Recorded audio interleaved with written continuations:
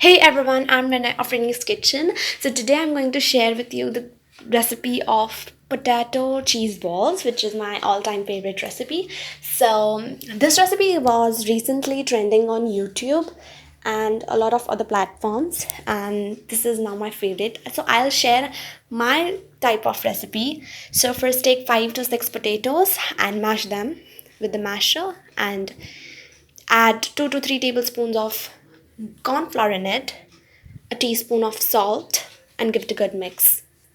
Now add a teaspoon of pepper, a teaspoon of oregano, and a teaspoon of chili flakes. And again, give it a good mix until all the ingredients are combined well. Now take the potato mixture in piles like this and make a well in it. Just don't make a hole, just make a well and add the cheese cube in it and roll it.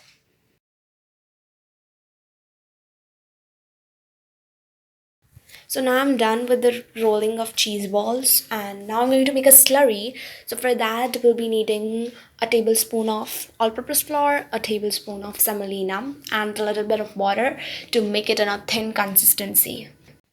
Now give it a good mix. Now in another plate take some more semolina and you can also use breadcrumbs, but I don't like breadcrumbs so I use semolina.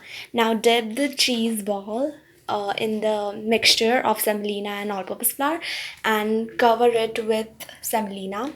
So now I'm done with covering, so now I'm going to deep fry. So here my granny is frying because I'm a little bit scared of oil.